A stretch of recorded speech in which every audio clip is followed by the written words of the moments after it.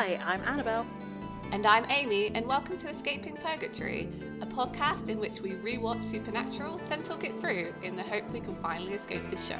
Join us each week and leave comments on upcoming episodes, and we can escape Supernatural Purgatory together. Hey! This week, we are talking about children shouldn't play with dead things.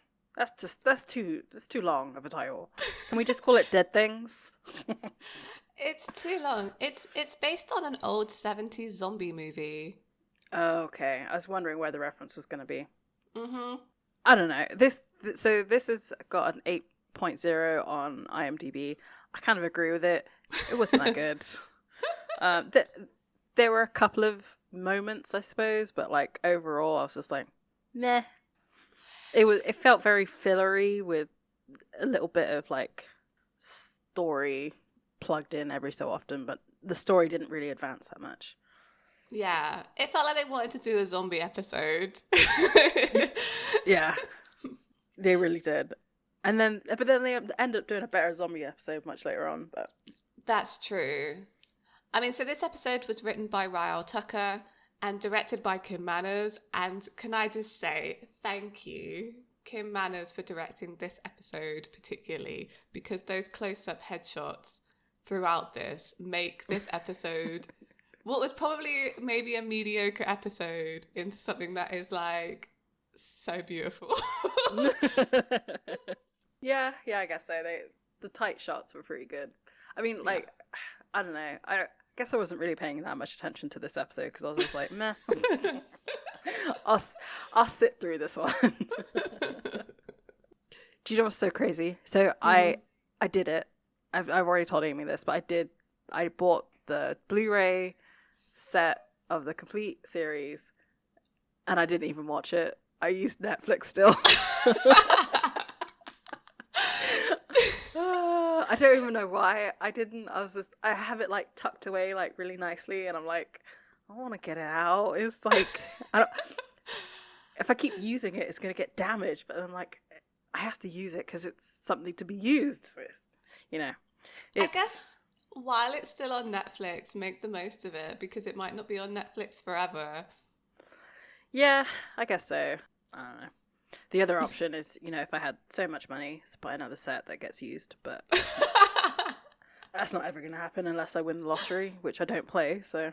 Yeah, that's true. I haven't bought the box set yet. It's much cheaper in the UK.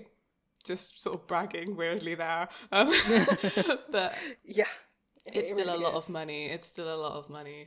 So. Yeah, because I'm going to run out eventually. I only have up to season 8 on DVD, so... and I have nowhere else to watch Supernatural. So this would be a great plug for ExpressVPN, which we don't have, so we're not going to.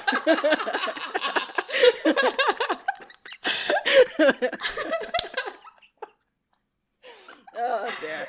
I'm sure we're all tired of that ad read, so. Oh my god, yeah. We don't run ads on here, and we're never gonna, because we're too lazy to sort it out.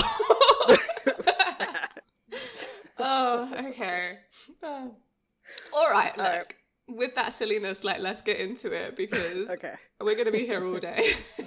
Though, okay, so even with Netflix usually doing the skipping of the recap, I actually watched it. It was pretty good. I do like how they keep focusing on how Dean's saying he's okay and having all these super emotional breakdowns. I said this recap was all about John and Dean. That was it. Yeah. It was the whole dynamic. Essentially. Definitely. Mm-hmm. The music was disappointing. I wanted something a bit better, a bit punchier. So the thing that stuck out to me was when he was saying in previous episode, Dean says, if somebody asks again if I'm okay, I'm going to start throwing punches, and then it cuts to Sam getting punched in the face. Still not okay. Mm-hmm. Don't do that. Yeah, that's the thing that stuck out. They are really they've really flipped the focus. It's really turned away from Sam at this point. It really is all about Dean, which is kind of interesting. Yeah, for the last 4 episodes, all the episodes of season 2. Yep. I wonder when we're going to get a Sam episode again. I mean, I don't know. I don't know. I mean, I guess because it was Well, it wasn't even heavily focused on Sam in season 1. Not really. I feel like it was pretty evenly split between the two of them. Yeah, I agree. So we'll see. Maybe it'll come. I have a feeling that the back end of this season is very Sam heavy. Yes, I think you're right on that one. Yeah, so we start after the recap. We are with like a guy trying to like cheer up a girl that's there, and the names are Angela and Neil. Two names that you don't really hear that often anymore. I thought was kind of interesting. That's true. And like you can kind of see that. I say this in quotation marks. Neil is in the friend zone, which doesn't really exist. And then like some guy, we hear a doorbell ring, and another guy's shown up, and it's this guy called Matt, who is Angela's boyfriend, and they have Neil. Like Neil does a really bad job of stopping him coming into your house. Like Matt just like pushes his way in. It's like, yeah, can't you do more than that? And Angela's gone. She's no longer there. And she's talking on the phone, and then she's really, really emotional because something's happened. We don't know what's happened, but something's happened. And she crashes her car. Yeah. And this should be like some kind of PSA for driving and answering your phone, because it makes quite a good one. It does. It definitely does. Because she gets more like upset and like starts to put her foot down. It's not really paying attention, and it comes up to a curve, and she goes straight over. Yeah, I did notice she had a pink Motorola Razr, and can I just say yes? I also had that phone. It was like that salmon pink too, because I remember there was like two pink versions, right? Yeah, it was like not a hot pink, but like a dark pink, and then like a lighter pink. I had like the slimline shiny pink version. And I found it the other day, and I was like, just holding it in your hand it feels very like melodramatic. They flip phones are making a comeback, and I kind of want one. So title card, I'm enjoying the title card this season, and we cut to the Impala, and they are not on their way to a case. So Sam is talking about going and visiting Mary's grave, because he says that it feels right after John died, and Dean is not happy. He's not happy. Not at all.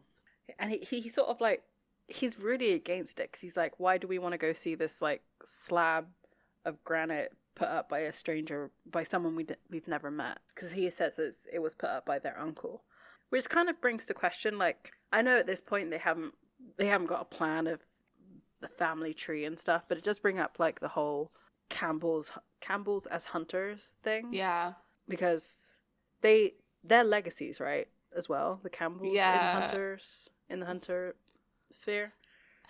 Yeah, they're like a whole family of hunters essentially. So yeah, it's just like, it's weird that like it never gets mentioned, but at the same time, like as I said, this doesn't come up until like season 6. So they could easily just like retcon this whole thing. So I think that's what they kind of did. That's true. I was trying to remember if they ever mentioned Mary having a brother, because I assumed that was the uncle. I mean, they didn't say. I assumed that was it. But like, I couldn't remember if they ever sort of mentioned him again or what his name was. So we'll see. I couldn't find anything. I mean, they're probably banking on the fact that people don't remember this like one throwaway line from season 2 when they wrote season 6. I mean, they should know better. They should know better by now. Well, do you think at season 6 they should have known better? Maybe not. I don't know. I don't know. When did they start to know about the fandom? That's, Well, I would say pretty early on. But you see it with other TV shows. People bring this stuff up. Star Trek, X-Files, there were conventions going on then, and people ask, like, well, what happens in, like, season 5, episode 1, like, this really specific thing? So they know people ask these questions, so they should be more conscious of it when they're writing the show. Don't know why I'm getting mad about this. And it would have really easily been explained that, like, yeah, Mary's brother, Tim, was killed on a hunt. Like, literally, they could have done that. I think there's mention to her family stuff happening to them in season 6 as well. So Yeah, I kind of have a vague memory of it. Let's see. So, I mean, like, to Sam saying that he can just go by himself, actually, if Dean doesn't want to go with him. And, you know, Dean mentions that he'd like to go to the Roadhouse. But then as soon as Sam kind of says, well, you can go by yourself, he's like, no, I don't want to go by myself. It's so childish. He's like... That's a good idea. You should. Just drop me off. I'll hitch a ride and I'll meet you there tomorrow. Right. Stuck with those people, making awkward small talk until you show up. No thanks. Who is this Dean? Like, that's his whole thing. Small talk is his thing. He'd be fine if he went. But no, he clearly just doesn't want Sam to go off by himself right now. He's being very clingy. Yes, definitely. And it's probably because of what John told him, let's be real. Oh, it's going to haunt this whole season. Well, I mean, that's what it's supposed to. But it's going to haunt this whole season. So they arrive at Mary's grave. This is where we find out that Mary died when she was 29, which seems super young to me now. Because Yeah, I know. Oh. When I would have been watching this, I would have been like, oh, that's like a mum age. And now it's like, no, that's my age. Oh my gosh, she's so young. It feels so appropriate for the time though, because if you think about it, like having a kid at 25 is really not that bizarre, because that's how old she would have been to have Dean. Yep, that's so perfectly fine. But I can't, like, me personally, I couldn't imagine now almost being 31 having possibly like a 6-year-old. That just sounds crazy to me. No, I'm still a big kid. Like, I shouldn't be responsible for anybody other than myself. I'll babysit my nephews for like a day, and then I'm like, okay, the parents can have them back now. I'm kind of done. Yeah. Yeah, it's 29, which, like, how old was John when that happened? I reckon he's a little bit older than Mary, just a little bit. So it's still, like, that's a really, like, him going out, like, starting hunting when he was in his probably early 30s, again, seems absolutely wild to me. Yeah, I mean, it kind of is. Sam digs, like, a little hole with his knife, and he buries John's dog tags there. And he's much more emotional here than when he's been talking about Mary before. Like, he said previously, like, he doesn't really remember her. Like, he didn't really seem to have much connection to her at all. But he seems really upset now. And, I mean, that's pretty normal, I think. Like, when you lose, you know, one parent, you would think about the other one as well. And also, I mean, they did have their sort of brief interaction during Home. So he has kind of met her. That's true. At least, like, he knows exactly, like, has a recent memory of what she looks like. Yeah, that's true, actually. I didn't really think of that when I watched this. That, and also the connection with Jessica and Mary's death being very similar. Like, it's... Yeah. I feel like that's probably more of a connection, which kind of brings up the question of, like, well, why didn't they go to her grave during the episode of Home? I mean, this is in a different place, though, because it's in Illinois, and I don't know why. Maybe it's because that's where she's from. Maybe it's like a family lot or something. Okay, well, that answers my question. Because I honestly thought, like, 'cause I don't recall seeing, like, you know, they usually put, like, a name as a state of where they are. I don't recall that coming up for this, so I was like, when they say they wanted to go to her headstone, I was like, okay, well, they're going back to Lawrence then. Like you said, I think it's because probably that's where the Campbells are, possibly. I can't, like, yeah, I can't remember the precise reason for it, but I feel like there is one. Mm-hmm. Someone tell me, because I can't remember. I really like this shot they do of Dean looking at other people's headstones and looking at one that says loving father, and I was just like, could that be more on the nose? I know. He's like, good for you that you have a loving father. I didn't. Exactly. And the camera work in this episode, I'm just going to keep going on and on and on about it because this whole sequence is so nice. It's just so nice. The close-ups, the overhead shots, So yes. The thing that stuck out to me, so he's looking at these graves and then he kind of, like, looks towards the tree. I really liked what they did with the music at this point, because it kind of does like a dissonance sound, like, oh no, something's not right. So that was kind of like, I like that little cue. It was kind of cool. Yeah. The thing with the shots that come up, there is like a huge continuity error in this. Okay, bring it. So the first shot is like close up of him, then like looking at the tree. He backs away, and then he like crouches down to look at some other plants on the floor. He now has a chain as well as his necklace. He stands up, it's no longer there. He's back down, and it's there again. So they clearly like tucked it in and out between the shots. Took it off. Took it off. Because it's like, I'm trying to describe what it looks like. It's kind of like the dog tag chain, but the like metal balls are much bigger. Like, I used to have a necklace like that when I was in my grunge phase. So I'm just trying to think, like, it almost looks like maybe he like left his keys on or something. Like he had, I don't know. It was because he's never worn anything like it, and I've never seen it apart from in this episode. And there's no pendant on the end of it or anything. It's just like a chain. I noticed that in this episode, he is dressed differently to how he's been dressing in like season 1 and sort of a little bit of season 2. But then Sam is as well. So I don't know if they just kind of started changing their styling a bit here, because I'll bring it up later. But like Sam's hippie shirt that he wears in the like second half of this episode, I love it so much. It's like it. Sam looks like he hasn't had a shower in a couple of days, or maybe even like a week or so. Like his hair looks a bit funky, and like his clothes are really wrinkled. I was just like, what happened? They really like, yeah, right. They really like grunged him up for this episode. Like he looked disheveled. Yeah.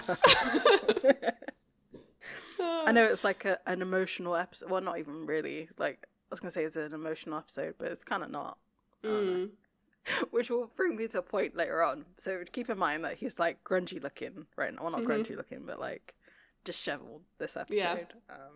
But so yeah, that was the thing that distracted me the most. I was like, wait a minute, his necklace is a changing. Necklace on, necklace off. So he sees this creepy tree. He knocks on it, and it made a very weird noise, but fine. It was a door knock. It was completely a door knock. It wasn't a tree. Oh my gosh, I just realised it's because the tree's dead. They were trying to show the tree was dead. Yeah. That's why. Sorry, I didn't even get that the first time. I thought I'd just done the folio wrong. Like, well, they kind of did, because a dead tree doesn't sound like you just knocked on a door. I didn't even. Anyway, so yeah, he sees all this dead grass, and the camera does like an overhead shot, and you see that the dead grass is in kind of a perfect circle around him. So something weird going on. He talks to some guy, and then goes back to Sam and says like, "We've got a case," and he's like well excited about it, because it turns out that Angela, who we met at the beginning, was buried there, and her funeral was 3 days ago, and. You know, he's like, oh, it could be unholy ground. It could be this. It could be that. Like, he's super excited about it. Whereas Sam is like, why? Well, don't get too excited. You might pull something. It's just stumbling onto a hunt here, of all places. So? So, are you sure this is about a hunt, not about something else? What else would it be about? Dean, like, is pouting so much in this episode, like, in this section, at least. Like, I don't know if it's, like, it wasn't, like, upset pouting. It's literally, like, model pouting. It was so weird. Like, I guess they're having an off day. I don't know what's going on this episode. I love it. I loved it. I loved everything about it. You don't know. Oh. And so the I think it was the groundskeeper of the cemetery was basically told them it was exposition, like, oh, her father, like, works in town and is a professor. We should go talk to him to find out, like, stuff. So we're on, like, a college campus. Do you know what really rang out to me with this? No. All of the girls in the shot were wearing jeans, and I was like, you can tell this is 2000s, because if it was shot now, like, and they're not just regular, like, they're regular jeans. They're not skinny jeans. They're not, like, they're just kind of like a little bit of a flare at the bottom. I feel like if this was done now, they'd all be in like leggings. So I was like, oh yeah, this is totally early 2000s. I remember like being that in sort of early 2000s and purposely like not wearing like blue jeans because I was edgy and alternative and like that's what everyone else wore. So I wore a lot of A-line skirts. But so you were setting the trend before it was a trend. As always, I am, if nothing else, a trendsetter. not a trendsetter, the trendsetter. That's true. You don't know, but your trends have been set by me. Okay, so. Yeah, all that drip is from Amy. Exactly, it's so true. Anyway, so, that was... Yes. So, they go to the Faculty of Arts. It's not just arts, it's arts, archaeology and Greek studies. Basically, it's very specific. It's classics. It's the classics department and they're not saying it, but fine. I guess maybe they don't think people would know what the classics department was, which is rude, frankly. And I originally thought they were pretending to be students, but actually I think Angela's supposed to be older than that. So they kind of pretend to be friends of Angela's as they go to see her dad. And look, if there's any like quintessential Sam Winchester look, it's the like eyebrows drawn together, like puppy dog expression that he does throughout this whole episode, but particularly in this scene. It's like, this is my sorrow face. Yeah. Like mouth pursed just a little bit, like I really nodding, like I understand you. Like he had that look down really well and really effectively in Everybody Loves a Clown at the end of that episode. Like that, the close up of his face there, that is like what understanding to me anyway, being fully understanding really looks like. Yeah. This felt so forced. And, I mean, I guess it kind of makes sense because obviously like he's trying to comfort his brother in one and then comfort a stranger in the other. So, of course, one's going to be a lot easier to do than the other. There are some extremely pointed looks from Sam to Dean during this whole exchange that I enjoyed. So, like, Sam sat down with the professor and he's looking through his picture album and he's being very understanding and caring. He's being very Sam. And Dean's touching things he shouldn't be touching in the background. Yes. So he picks up a book and says like, this is a weird book. Like, or whatever. Not even so. It's just like, tell me what this is what I need to know. I don't care that you're grieving. I was super proud of myself because I knew that was ancient Greek before the guy said it was ancient Greek. So yes. Yeah. I don't know why I'm proud of myself for that. And okay, so this exchange is what I loved. It's gotta be hard. Losing someone like that. Sometimes it's like they're still around. Almost like you can still sense their presence. You know, and Sam looks at him like, oh, we're having a sincere moment. Right. And then Dean says, oh, it was almost like you could still feel their presence. And Sam's still looking at him like, oh, you're just chasing a ghost lead here. Like his expression changes like from, you're having a moment to like, oh my gosh, you're just working the case. And it's so good. It really was. It's like, Sam, I'm so sorry for you because you felt he was like this close to talking about his feelings to this stranger. No. It was and like the emphasis that Dean puts on, like, you could really feel her around and see her places, right? And the press is like, yeah, sure, like, of course I do. Yeah. And then Sam, while still looking at Dean, says, that's perfectly normal, Dr. Mason. Especially with what you're going through. It's so good. I love this exchange. Like, if you haven't seen it, obviously I'll cut in the audio, but actually just go watch the facial expressions because it's really good. And then the professor says, family is everything you know. And Dean's face goes from like joking to serious in like the quickest of seconds. Like, oh yeah, that's true. What a scene. It was great. The next scene is the thing that I was gonna say, like him looking disheveled. Well, they're both in the bathroom and like Sam's washing his face. Yeah. So first of all, why is Dean in there while he's like just washing his, like, was he there when he was getting ready? Like, what was going on? Yeah, like, fine. I kind of get maybe that they just checked in, so he wanted to like just freshen up and stuff.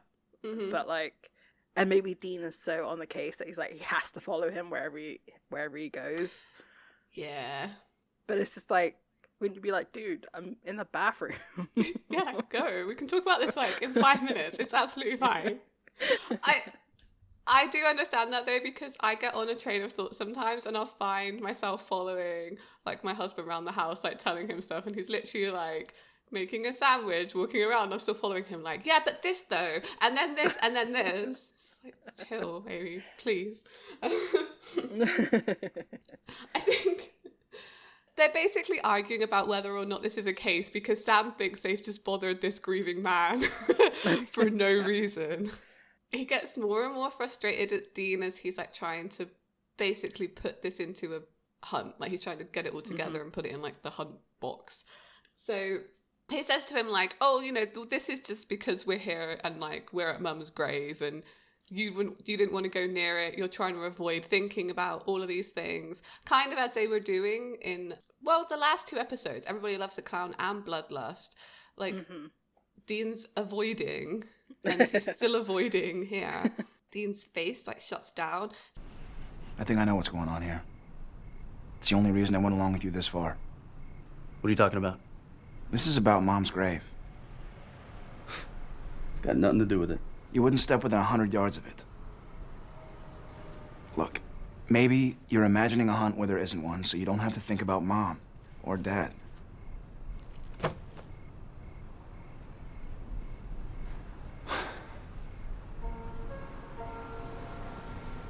You want to take another swing? Go ahead, if it'll make you feel better. That's not good. Don't do that. He shouldn't be expecting his brother to punch him. That's really sad. Like, it's definitely very weird. Like, this sudden acceptance of Dean's violence from Sam doesn't feel quite right. Like, I know he's trying to help him in any way he can, but I know I'm kind of glad that they kind of dropped this kind of approach. I feel like I don't feel like they start having like punch-in matches that often. No, but I do feel like this episode kind of really highlights Dean's like anger issues and the fact that Sam is super aware of them because, you know, I mean, they have a conversation about it later on, but it's almost like, I wonder if that's something he knew about his brother before they got to get like back together for like hunting, or if it's something he's finding out about him now. That's a good point. You know, I probably would have thought, I think he probably knows that Dean can have an angry streak just because of like, we've already had that one flashback and with the like whole cereal thing. Dean obviously didn't get like, young Dean didn't get super angry at Sam. He was just more frustrated. So I'm guessing that it kind of went from there where it just got worse. But yeah, I'm sure he's. So obviously Sam is also very in tune with people's emotions though. Yeah. Like, we see that when he talks to like other people. So I feel like, and Dean's not very good at hiding his anger as much as he thinks he is. He's not. No. So I think it's more that Sam's picking up on it like as they go. Yeah, I think you're right actually. I think like Sam's really good at like feeling a lot and like hiding it, you know? Whereas I feel like Dean, he feels a lot and he thinks he's hiding it, but he's really, really not. No, not at all. Very much wears his heart on his sleeve. I mean, Dean doesn't really respond to that like jibe, I guess, and he goes out and he says he's going to a bar, which he doesn't do, but yeah, he leaves by himself essentially. I like this. I do like Sam calls him out a lot in this episode. Yeah, and I do understand Dean's frustration because like, he clearly like does not want to talk about it. And if you have someone who's constantly like every time you have some kind of conversation that gets a little bit heated, it started bringing up all this stuff you don't want to talk about, it must be super frustrating. Mm-hmm. Definitely. But it does need to be talked about. Yeah, this is true. Also, like, we don't know. The thing with this show is like the passage of time is never done very well. Mm-hmm. So we don't know how long it's actually been between like this episode and Bloodlust and like Everybody Loves a Clown. I'm guessing it's not that long just because it's still like, but at the same time, like, how long does it take to fix a car? I don't actually know how long that would take. Like, did that take weeks? Did it take days? Like, what? I think we established that like John died in like June or July, right? Is that right? And I think this episode is supposed to be sometime around August. So that's pretty quick. Still. It's still quite fresh. But again, like, you wouldn't know that unless you went and looked it up. They don't tell you how long things have been in this show. There are no seasons. I think that's what it is. Like, there's no, like, it's either kind of spring, summer, or like autumn, but like not really. There's definitely never winter. Like, they never go anywhere with snow. No, that's true. It is just like perpetually like in between seasons, I feel. Does that make sense? Like, it's not one thing or the other. Oh my gosh. But maybe, no. I don't know why that's taken me on a weird train of thought. I need to have a think about that. In the context of the show, like, that could really mess you up. Yeah. With like what is reality and what's not. This is where like this is what I'm thinking about, and I'm like, oh my gosh. So yeah. If only they put in winter, then I would be happy. But they just never do. Like, never. Yeah, like it looks like it is maybe a bit warmer in this episode because Dean rolls his sleeves up. Like, that's the only way you would know. But they're perpetually in jackets. They're all like leather jacket, like the leather jacket. The just thicker. It's always. So. But I guess it comes with going from like state to state. Oh, I don't know what America's like, but it's super big. So imagine if you keep traveling around, you could just kind of chase autumn perpetually. You can no. So when you go to the Midwest in winter, there is snow. You're not going to avoid snow. Like the only way is if they're like, well, not this past year, but like if they had like Texas and Florida and South Carolina and Georgia kind of thing. But they never go to those. Like, they go to Texas, yeah, but like I don't feel like they ever go to Georgia. Not really. They definitely don't go to Florida, which is really weird because you would think that's where a lot of things have happened. At the same time, that they probably don't go to Florida because it's like, oh, it's probably Florida man. Maybe just the whole of Florida is haunted, so it's just like they just kind of fence it off, you know? Yeah. And say, look, that bit's haunted. We just don't go there anymore. We don't want to deal with haunted ghost alligators. And... Oh my god. Silly. Anyway, we're getting so off track. So off track, but it is very weird to think about. The next scene is we're with Matt and he's like having a beer watching like a home video of Angela, which is so weird. Again, like this episode feels very dated. Like, yeah. I don't know how much of this was like, well, it would have probably all been written in the script because like it didn't age well.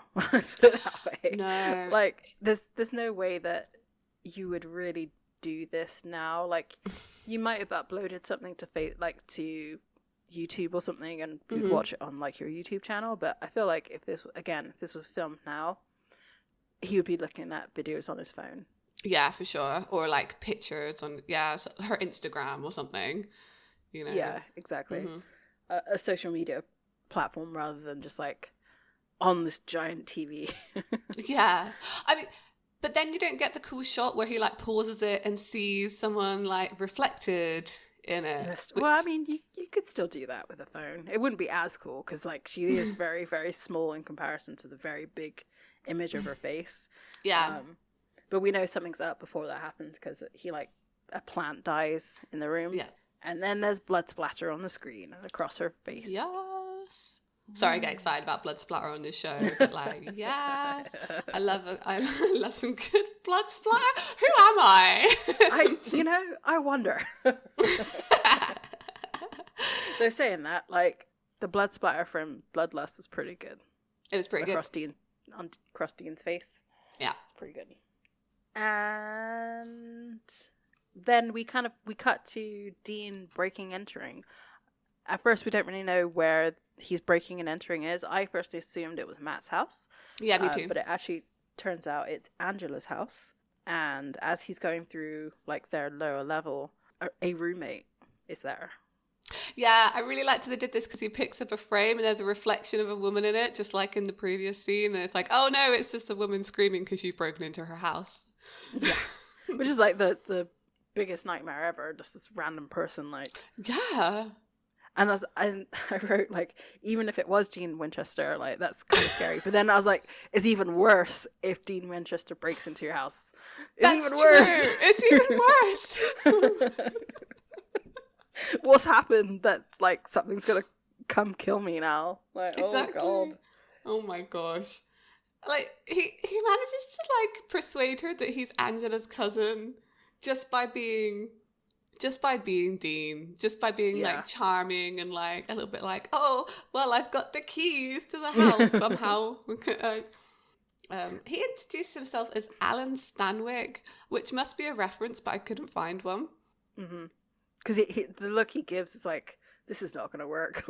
So, okay, the thing with that, though, was showing, like, the keys. Wouldn't you recognize your house key? Like, the shape of it? Yeah. I mean, you would. I'm sure you would. Unless he just took them off the side. What was he holding? Did he take those keys from the side, or did he? Are those just his car keys? Car keys. I think it was his car keys because they look like the Impala's keys. But yeah, lucky he drives an old car because he couldn't get away with that. No. So he sits her down and he tries to do a Sam on her. That sounded so wrong. You know what I mean? But yeah. Try to gather information in a empathetic way. I think that's what you're trying to say. Yeah, he was trying to do a Sam. So she's crying and he's asking her about Angela, and she just keeps saying over and over again that she was really great. And I just put, Dean is bad at this. He really is. He's trying to get information from her without really, like, just outright asking. Yeah, it's weird, but he is being empathetic. He's trying to do the face, but his face doesn't quite fit in that configuration, I feel. She tells him about Matt, and they think that he cut his own throat, which is wild. And that Matt was saying that he has seen Angela before he died, but like not like he thought he'd seen her, but like that he saw her like in person. And like I love here that Dean repeated what Sam said there, and it's like, oh, but that's normal to see people that and she's like, no, it's not. Like, he really did see her. And then he kind of asks if Angela was mad at Matt. This girl looks at him like, why are you asking that? It's so weird. And this is where I thought he'd blown his cover. Mm-hmm. But he manages to get away with it somehow. Like, he asks where Matt lives and then fine, I guess. Yeah. Like, nothing comes of it. So this next scene just made me laugh so hard. Like, this is fun. Why? Yeah. I forgot. Because it's so stupid. So we're back at the hotel and a motel, and Sam is watching porn. What? Awkward. The thing that made me laugh so hard about this is that he's watching porn like he's watching a documentary.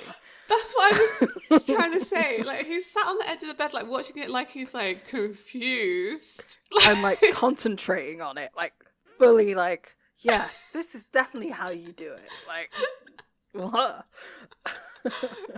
It's Casa Erotica as well, and that's the first mention it gets in this series. And I love for some reason that they made They made like in canon like porn films specifically for this universe. Like, why? That is very, very strange. Why would you do that? What? I guess it's probably for like licensing reasons. It's probably easier to have like a voice actress say a title of an imaginary title versus like having to reach out to like an actual studio and be like, hey, can we use the name of your film in our show? I guess there was nothing on TV. Like, this is what's happened here. There was nothing else on TV. Sam was bored. It must have been. So Dean walks in and like Sam's like guilty, turn off the TV, throw the remote over his shoulder. It's just the funniest. It's so great. It's so great. And as Dean's walking in, explaining like a little bit of where he was, the channel guide. Yes, that shot. Why? Is all the explicit channels, and it's like, what? I mean, I've stayed in a lot of hotels for my old job. They don't do that, and I don't remember ever seeing that even as a kid. Like, just the explicit channels just on this like stand. Like, just don't do that. It's so weirdly shot. It's like, okay, so there's the TV. There's like a pamphlet essentially, like advertising like adult channels in the foreground of the frame while Dean's talking, and you're like, but why? This is like the first of like 3 or 4 like just explicit mentions of sex in this episode. Yeah. Look, why? There's a lot of things going on this episode. Was it the zombies? Like, has someone here got a thing for sexualizing zombies? I mean, yes, but yeah. I mean, okay. Oh, okay. Because this is like, have we seen Dean's obsession yet? With, has he been caught watching porn yet, or is this the first one? So it's actually Sam who gets caught first. Yeah. That's actually really funny because it becomes Dean that keeps getting caught with like the terrible magazines. I mean, I love this because it's such a funny scene, and like Dean's so smug during all this that like, yes, there was a case. I was right. There was a case. It's kind of like, so I guess I was wrong, but I was totally right. Exactly. Oh, well, you were right. I didn't find much. Yeah, except Angela's boyfriend died last night. But like Sam's got to be on board now because he has proof. Like, he's like, oh yeah, all the plants were dead, the goldfish was dead, and I stole this girl's diary. It's a little bit sad though that like the night before Dean had said like, oh, I'm going to go to a bar to get out of this situation, but instead of going and I guess, I don't know, I would say having a good time, but to be honest, he'd probably just be drinking alone. Yeah. Which is not a good time. Was that he, instead of going to a bar, went out and worked the case, which is almost, no, I would say it's just as bad, right? Was he really out all night, or was it like, no, yeah, he must have been, because you go in and check into a hotel in the afternoon, so he must have gone out. Mm-hmm. But then he broke in the morning because there's light outside. So maybe he went to a bar first, then decided it would be a good idea to go break into someone's house, as you do. Yeah. We've all had crazy ideas at like 1 a.m. That's all I'm saying. Mine's usually like, let's go for a walk somewhere. Let's go for like a 5-mile hike somewhere. Yeah. I've been on some of those walks with you, Annabelle.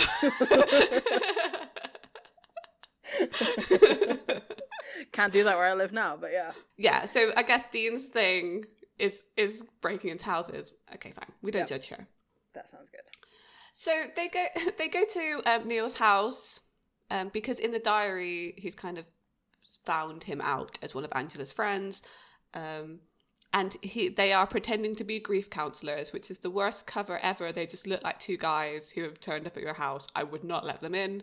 Neil doesn't either. He's like, I'm fine.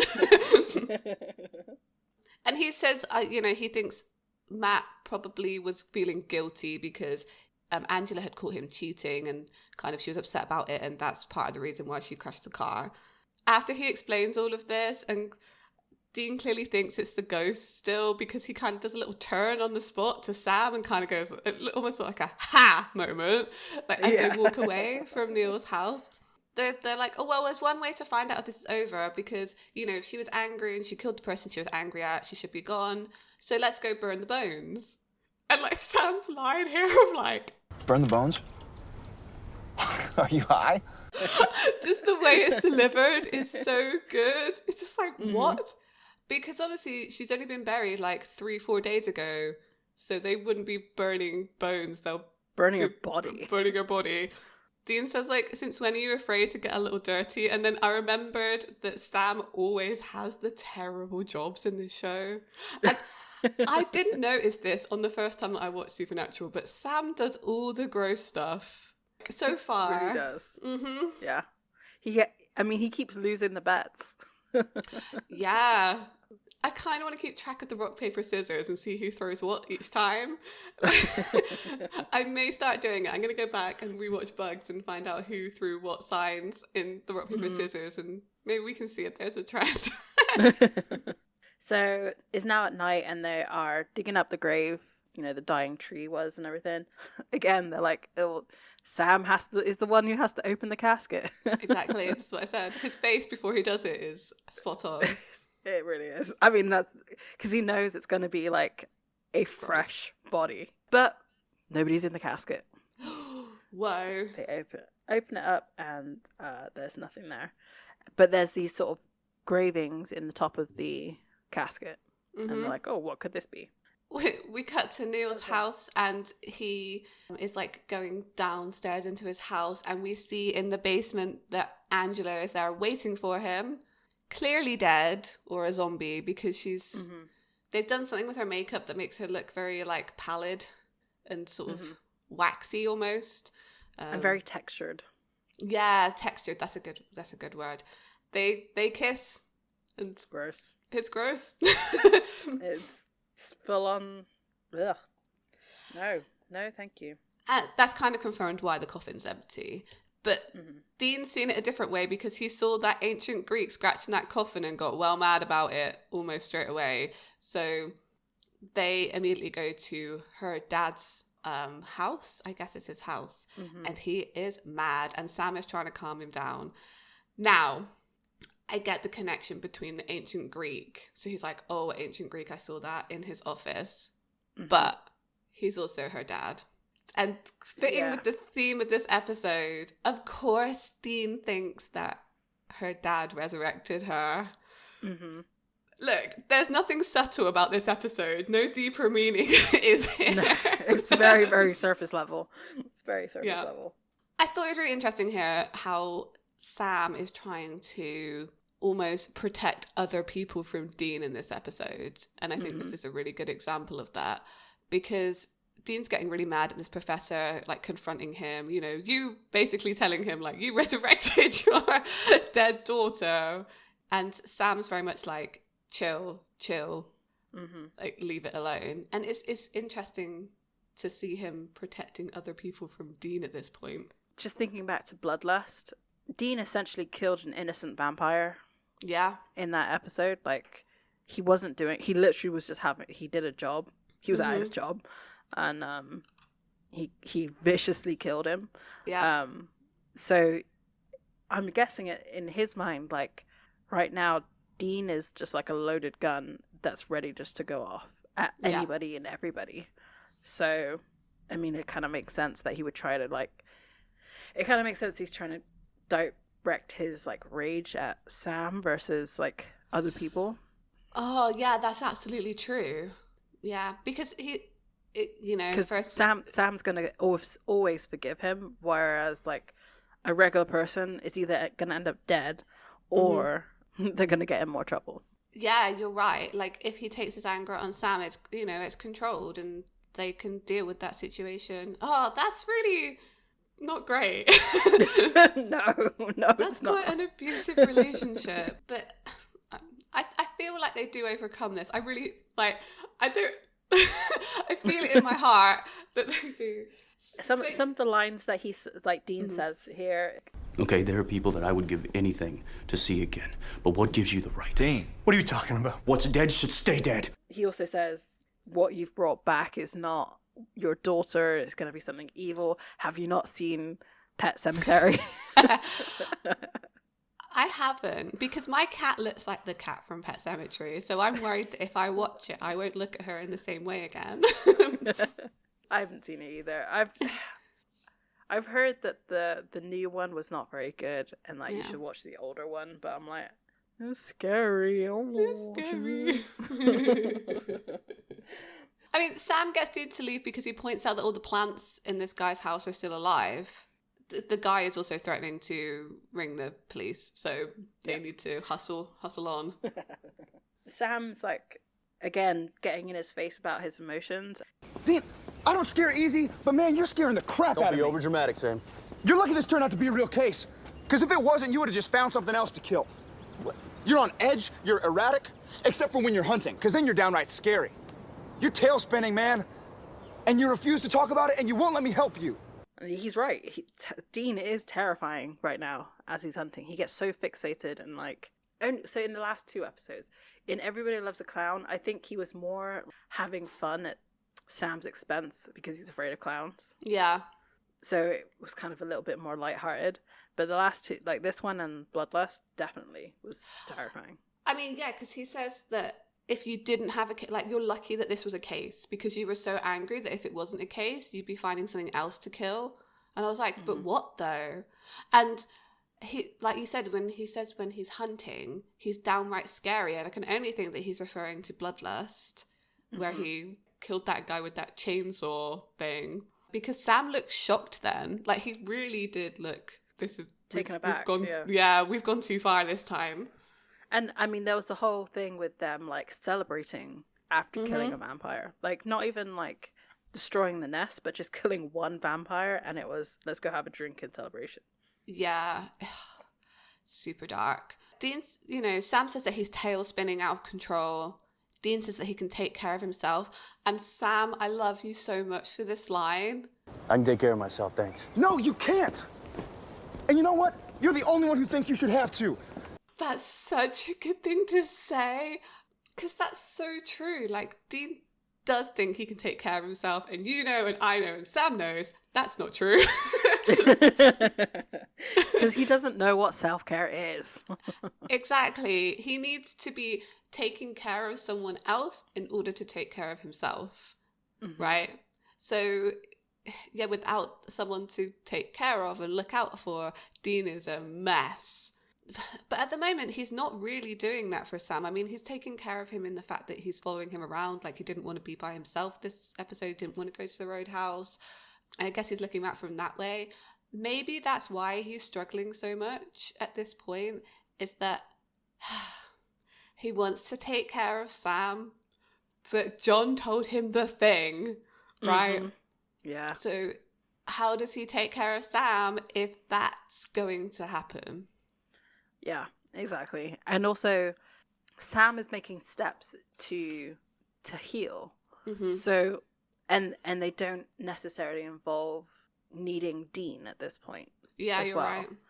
So, if Sam just went off and grieved by himself, he would be okay. Yeah. But Dean would not be. He needs to be looking after somebody, and there's no one for him to look after. Sam's doing fine. Yeah. On his own. I say fine, quotation. He's dealing. He's doing it in a mature way. You know, I feel like Sam's grieving in a very healthy way. Whereas, yeah, you're right. And can do it himself, whereas Dean can't. I mean, it's interesting here that Sam says, what they've lost. We've already lost Dad. We've lost Mom. I've lost Jessica. And now I'm gonna lose you too? It's really interesting how early on Sam recognizes that really self-destructive behavior in Dean, where Dean kind of doesn't. Yeah, not at all. Not at all. I mean, he's still trying to be John, and this is exactly who John is. Yeah, so true. Dean deflects, because of course he does. And, you know, he says, like, fine, we got to go, though, because the cops are on their way and there's a zombie we need to kill. And, like, Sam's just like, fine, our lives are weird. I love that. Do you know what? I've decided this is a Sam episode. I'm reclaiming it because he's great in this episode. He kind of is. Yeah. He's definitely the big brother in this episode. Yes, he is the adult. Look, I know Dean's the big brother, but Sam is so often the adult in these situations. Absolutely. So I just wrote Neil is a creeper. Yeah, that's all I wrote because he is. Yeah, because we cut back to him talking to Angela, and he's kind of suspicious that she maybe killed Matt, but kind of doesn't want to say it, and it's weird. It made me wonder, like, what is a zombie in Supernatural? Because her personality has completely changed. Mm-hmm. So, is she still her? Is she possessed in some way? Or did he just bring back a body with, like, no personality other than, like, baser instincts, maybe? So, this is, like, the blueprint for a soulless person. That's true. Yes. Oh, smart. You're so smart. Yeah, so I'm thinking that's what it is. Because apart from her body also being kind of indestructible, but this is definitely like, I think of like Donatello. When he comes back, his personality is very different. When Sam comes back, his personality is very different. So they also kind of lean into a little bit of being a bit of a vampire as well. There's sort of like a little bit of a reference to that. Yeah, but, I don't know. So I think, I think you're right. I think zombies in this universe, it seems like they bring people back, but not their soul. I mean, it's kind of established later on that bringing souls back is more difficult. So why would necessarily an average person be able to do it just from a weird ritual they found? I mean, people do manage it, but and I guess they were trying to avoid, I guess, pop culture references of a zombie in this, because they chose like an ancient Greek ritual to bring her back rather than like something else. She's more of like you can say like a revenant or something, like more so than a zombie. Yeah, I know. I like the soulless thing. I think that's really good. I think definitely. Obviously, it's a bit different because you said like being indestructible, etc. But I really like that, and it makes sense for her actions in this as well because they're very like selfishly based, and she doesn't really care about anybody else. Yeah, good. Neil basically agrees with Angela and is like, okay, yeah, I love you. You didn't do anything. We come back to Sam and Dean, and they're talking about like how to kill a zombie. They have so much information they don't know what is actually correct. Like they say that silver or burning or all of this stuff that it could work, it couldn't work. They just don't know. And there's no sort of common. There's a couple of common themes, but the main one was silver, but that's not guaranteed. Yeah, they settled on that. Generally, silver is for shapeshifters, so I do wonder why they settled on silver for that one, but I guess if it's in the lore, it's in the lore. Yeah. Surely, I mean, I guess it's difficult to find somebody who's an expert in ancient Greek, but like, wouldn't you go back to that? They resurrected this person through using an ancient Greek ritual. How did the ancient Greeks get rid of them? Yeah, you'd think they maybe would do something there, but I guess they don't have all of the resources that they have later on. So they're going by like word of mouth and what's in John's journal still, and maybe ringing a few people. You don't see it happen, but you would assume they would, if they don't know something, they would ring like Ellen. It makes sense. Or Bobby. Or Bobby, yeah, exactly. Yeah, this is the scene where Sam's wearing his like hippie shirt, and I love it. I love it. And for like the rest of the episode. I love the line here that Dean says. He says, "You've got your journal and I've got mine," and like, because he makes a reference to Neil again, and I was just like, that's so true. He's just reading this random dead girl's diary. Like, nobody sort of mentioned that yet. Do you think he kept it after this case? It's just like some light reading. Like he seemed really into it. He kind of does. He could well have, you know, to get an insight into the modern woman's mind. Yeah, I like this. They make a lot of zombie references. I mean, Sam even says like they don't think you can kill it with a headshot, which I think was funny. I feel like they say the words "The Walking Dead" as well, which I found amusing, and I don't like for stupid reasons. Just little bits here and there.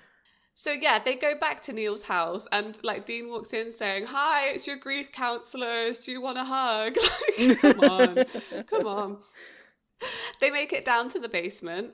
Eventually, Dean has his gun out, and can I just thank whoever chose this location to shoot, because it's slightly too short for Jared to stand up fully in it.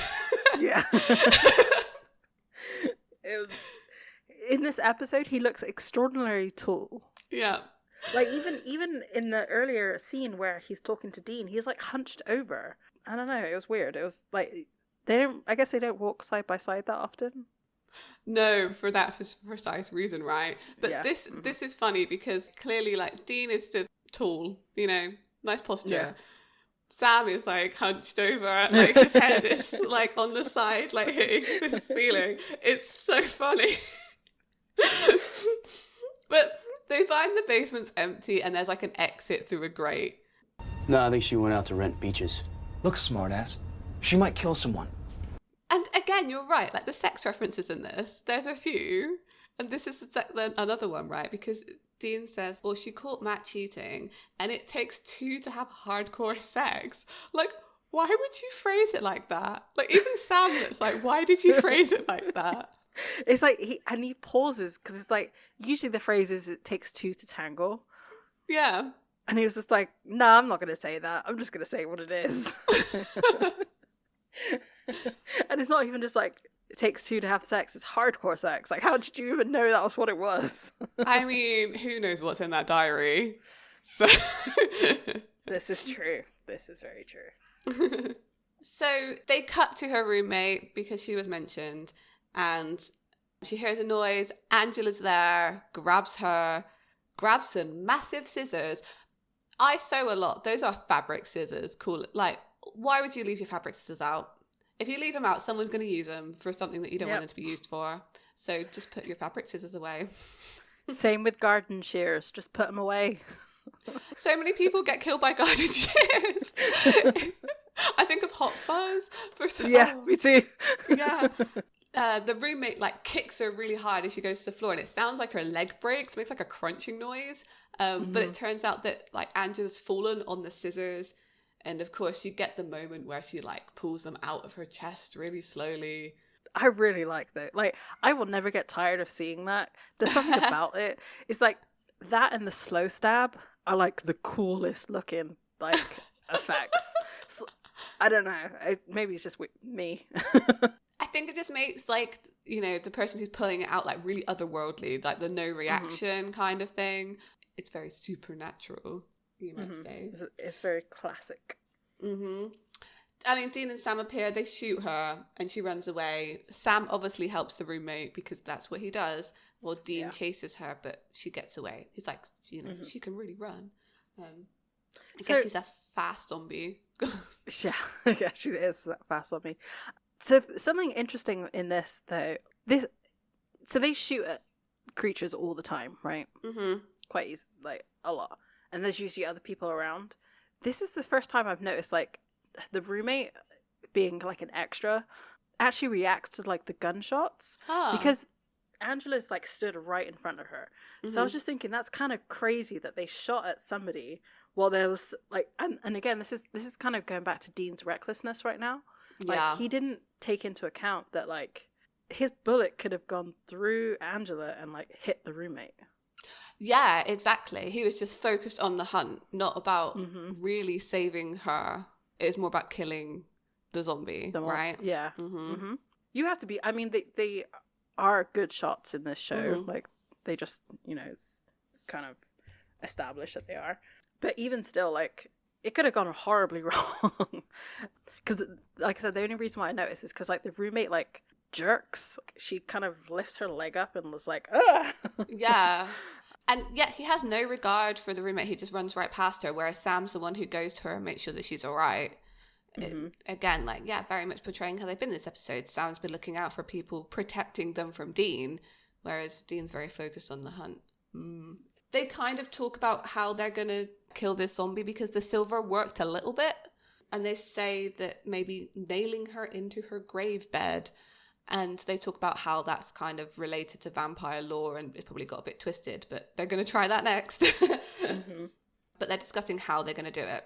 So they go back to Neil's and they confront him, like that they know everything that's going on, like really plain language. And Dean says here the line, When someone's gone, they should stay gone. You don't mess with that kind of stuff. That's the second time he said something like that in this episode. And Sam kind of tells Neil, Angela is killing people. Straight up, she's killing people. And yes, Neil lies because they ask where she is. And he says, like, oh, she's at my house. And Dean knows that he's lying. Because he sees the plants are dead in the office. And I gotta say, I loved what they did with this. Like, he gets right up into Neil's face and is like, stay calm, get the hell out of here. But the way that they did it with the light, like the shadow is like covering his eyes and his eyes look really bright. I was like, this feels like a Batman moment. Apart from his forehead being like super highlighted. Yeah. You just ignore that bit. But the use of light in this shot was really well done. He's trying to warn him, but he doesn't seem super invested in saving Neil. Neither does Sam, to be fair. Like, he doesn't try really hard to get him to leave. I guess they know that if they try and get him to leave, Angela's probably going to come out and try and kill all of them. Like, he lays down the plot of like, oh, we're doing a ritual at the grave that's going to reverse your one that you did, and goes to warn him. But when Dean leaves, he does like a little smirk. Like, you're right, he's right up in his face, and then he says like, stay calm, etc. But then he kind of smirks at him as he leaves. I'm like, are you just thinking that he's getting his comeuppance? Do you kind of know that he's going to get killed and you're not trying to save him? So what's the point? Why are you doing this hunt if you're not going to save this person? Well, I guess because they know that he did it, I don't think they're sympathetic to him. Generally, the people that cause the trouble, they don't generally like them. Unless it was like by accident. Like, I'm thinking of like Bloody Mary. They didn't know that, they were just they're messing around and like they didn't know anything was going to happen.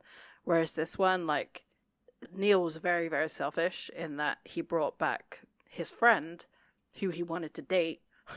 Basically, like, this is your comeuppance, like I said. That's true.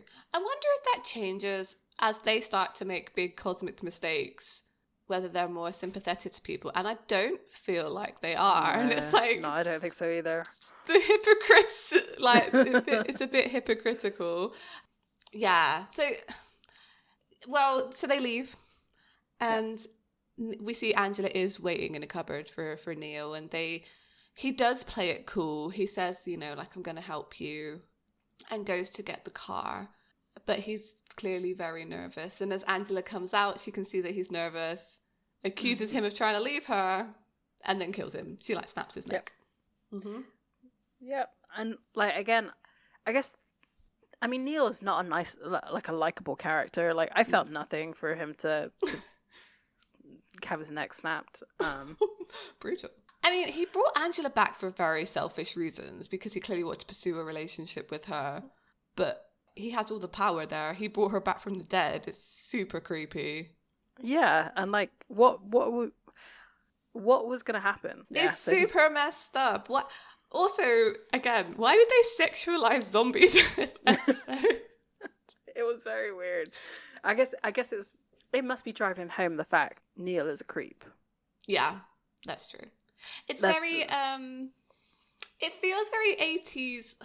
What's the movie where they like build a woman out of like spare parts? Oh, yeah. I can't remember. I can't remember what the movie is called, but it feels very that. So at the graveyard, Dean's lighting candles for his fake ritual. And he's not quite sure that this is going to work. It's kind of him working on the fly, which is normally Sam coming up with these crazy ideas, to be fair.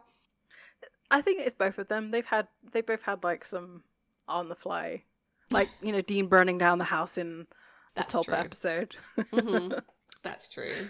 And then they hear a noise and Sam goes off with his gun and he finds Angela. And I don't know why I liked this so much, but she goes, she does the like, wait, please, I'm a person. And like, no hesitation, he shoots her in the forehead. Like, he was saying earlier in the episode, like, headshots don't work, and then just did it. Full on, just straight in the forehead, like, perfect shot. I love they chose Sam to do that because, like, even from the previous episode, when he is, very sympathetic towards Lenore, you wouldn't expect him to. As soon as, like, she switches back to a human kind of deal, I think the audience is expecting Sam to hesitate, but he's like, nah. Yeah. I'm guessing because, like, he just saw her try to kill her old roommate, so he probably knows that she's no longer who she was. And she's not, like, being controlled by anything. There's no... Yeah. There's nothing to say that that's happening. So, yeah, she runs after him. He runs off. And so, also, the fact that Neil's not there probably is, like, an indication that he's dead to them. That's true. And, she came out through the trees versus, like, on the main road. Because, obviously, in the shot where her grave is, you can see the Impala in the background. So that means that there is a road right there, which... Yeah. That's where they would have showed up, not Angela would have just showed up in the trees. So they know that she's killed Neil, essentially, as well. Yeah. Well, yeah. Sam does. I really enjoyed her running after Sam. And I couldn't help thinking when she catches him, I was like, I wonder if this is the moment that Sam decided that he was going to take up running. Like, when he gets caught by this short zombie. I know she's fast. She's like supernaturally fast. But I also thought, I wonder if this was when he started like, no, I need to start running. Yeah. You're probably right. And like we see this kind of shot of like Sam's hand hitting the floor, and I was like, oh, this is in connection to what you said last week. Yes. She was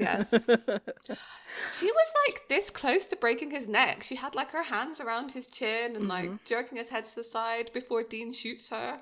And like luckily she decides to run after Dean before snapping Sam's neck because he was caught. Yeah, definitely. There's a lot of luck in this last little bit. Yeah, this is all like, this sounds stupid, but it's suspension of belief. Yeah. In context of this episode, like the whole thing needs to be, but like it really is like somehow Dean gets the upper hand and like stabs her through the chest with, what is that? Is it like I don't know. I loved it because like as she falls in, he does like a slide into the grave. Mm-hmm. And you're right. It looks almost like an angel blade that's been wrapped on the end, but it's probably just a big. It's a silver stake. Yeah. But how and why do you have that? Why do you have so much silver? I mean, it must be specialized. I wonder if they have to leave it there as well. That's what I was thinking. Like, what if somebody just went and dug her grave back up and like pulled it out? Like, would she be alive again? That's true. I don't know. I think they have to leave it there. That's a lot of silver to leave. Yeah, it does work though. I mean, her eyes are closed, so we assume that she is dead or she's eternally asleep unless something happens. Mm-hmm. Yeah, I don't know, it was weird. I mean, as Dean stands back up, he says it again. What's dead should stay dead. Just hammering it home. I'm wondering if he's saying this, because at this point, before this next conversation that happens, but at this point, they don't know like how quote unquote easy it is to bring somebody back. Yeah. So is it him trying to convince himself that they shouldn't try and like find a way to bring John back? Because I mean, they don't have a conversation like of the possibility of him coming back. And like I said, in this next conversation that they have, it's kind of clear as to why Dean is saying it this way so many times. They rebury Angela, and for once Sam says to Dean that something he did was like sharp, I think he says. though he didn't like being used as bait. And as they're walking away with their shovels, that's when Sam says, like, ow, I think she broke my hand. So that's the line that they dropped in to cover the fact that he's going to be wearing a cast for the next couple of episodes, because Jared actually did break his hand in the last... Well, he broke his wrist in the last episode. And they kind of ponder over, you know, Sam says, do you want to stay and, like, visit Mary's grave? And Dean's like, no. Mm-hmm. And then you're right. So they drive off, and I noticed, Annabelle, I noticed as they're driving, and I don't know if you saw this too, Dean is wearing the jacket, and it's the only time he wore it in this episode, and it's so perfect. But he pulls the car over, and they have this, like, whole conversation that sums up the episode. It kind of like, oh, right, yeah, this is what it was about, guys. Listen to this. I don't know how the demon was involved. I don't know how the whole thing went down exactly. But Dad's dead because of me, and that much I do know. We don't know that. Not for sure. Sam. You and Dad. You're the most important people in my life. And now... I never should have come back, Sam. It wasn't natural. And now look what's come of it. I was dead. And I should have stayed dead. It's not your fault. It's got nothing to do with you. It's all John. It was all John's decision. I mean, I love the camera work in this so much. Again, you know I love it. And then he says, in relation to him, the 4th time in this episode, I was dead and I should have stayed dead. And I was just like... So this whole time, he's been equating Angela being resurrected to himself. Mm-hmm. You know, seeing her... Okay, so I think I know where you're going. You said that her personality is completely changed when she came back. Well, so has Dean's. Yes. Dean's personality is not completely changed, but like the anger is so much stronger than it was, and like we haven't really seen him be super playful and like flirty and all that kind of stuff. Obviously he's grieving. He's almost like grieving his own death. Yeah. Right? Yeah. It's way deeper than just John dying. He really thinks that he should have died, and that John and Sam should both still be alive, because that's I get emotional. That's the best outcome for Dean, right? Is him dying and the rest of his family surviving. That's his internal happy ending. That's not his happy ending, and it never should have been. This is his current happy ending. Like, this is what Dean at this point thinks he wants. He wants to be able to sacrifice himself for his family, and they live happily ever after. Yeah. Right now. Right now. Season 2. Season 2.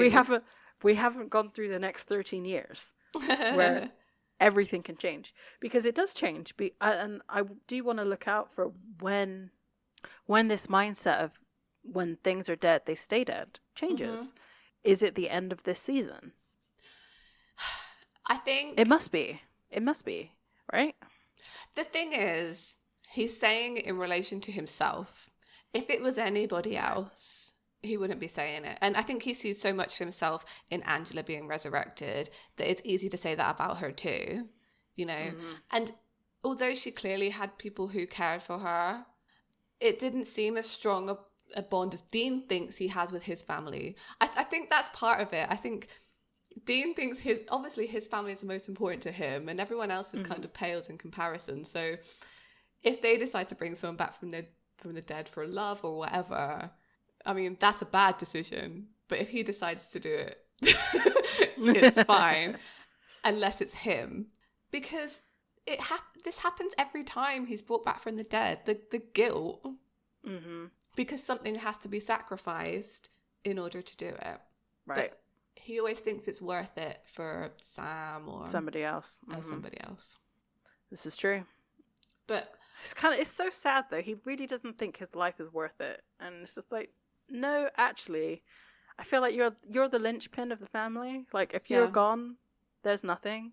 And I think that's really, like, it's such an, like, it should be a really center message of the show that, like, even though you might think these things about yourself, you know, that you can sacrifice yourself for your family or you don't deserve these things, actually, if you look at it from the outside, you're the most important, like, you're the main character, like, you're the most important person and you're keeping everything else together. And it's hard for people to see that about themselves, I think. I think I like the use of the mirror between Angela and Dean in this episode. I think the anger, because she's very angry when she comes back. And yeah, Dean's exactly the same. I do wonder if he doesn't ever say it, but I do wonder if he thinks he came back wrong. He said that in the hospital that he felt wrong, like that something weird had happened. But I wonder if that stayed with him, that it feels a bit weird. Other than John just dying.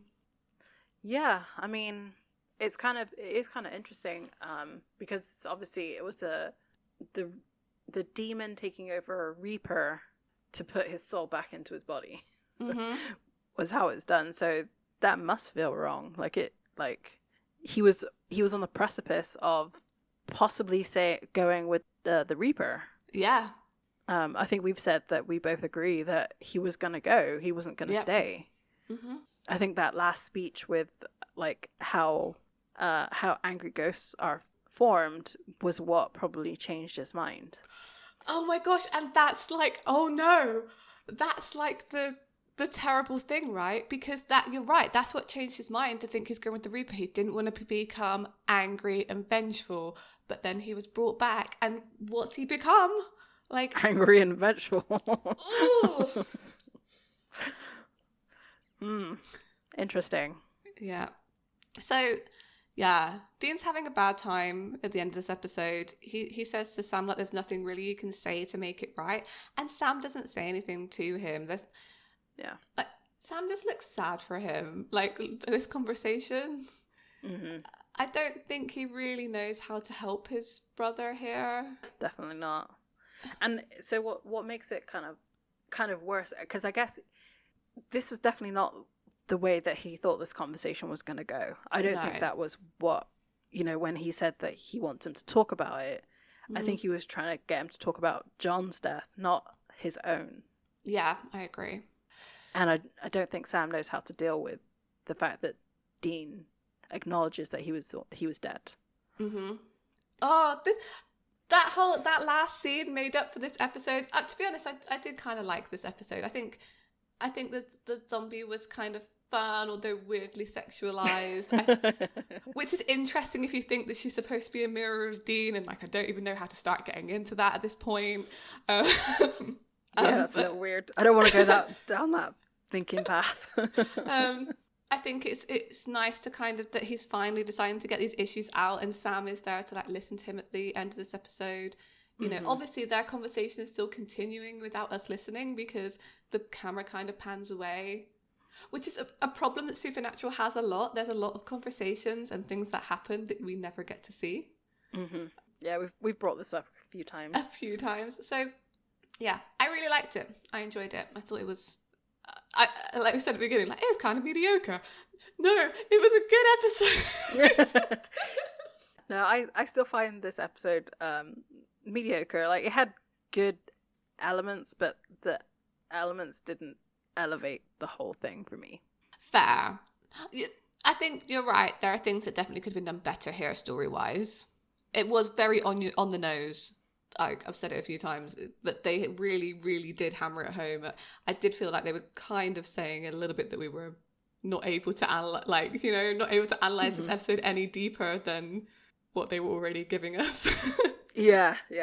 It was only this last scene and, like, another scene. Sometimes the monsters are kind of interesting, especially, like, if you compare it to Bloodlust. That Monster of the Week episode was much more interesting than, like, this monster. This felt, that's true. Yeah. Again, I think I said it at the beginning, but it felt very much like a filler episode with a little bit of story dashed in. But, like, there wasn't enough of it to really propel the story forward. I'm interested to see where they go with this conversation in the next episode. But Probably how they leave nowhere. off. Let's be Oh, real. yeah. You're right. They're never going to mention it again. That's it now. They've No. dealt with the issues. That's done, Yeah. guys. Yeah. It's gonna be like 2 or 3 more episodes before this conversation comes back up again. Oh, you're so right. Why? Ugh. But we'll see. Mhm. Talking about the next episode, it is Simon Said. I was going to say Simon Says, but it's not. It's Simon Said. I'm sure when I start watching the episode, I'll remember it. Right now, no clue. Mhm. So yeah, just a reminder, we have sticker designs on Redbubble. I think they're doing discounts at the moment if you buy a bunch of stickers. So consider adding some of ours to your sticker haul. We have some that say Purgatory Pals, Cursed with Knowledge. There's a few. Have a little look. And yeah, so this week we went through the valleys of man pain and saw another one of those beautiful single tears. So join us next week and hopefully we can escape supernatural purgatory. Bye. Bye.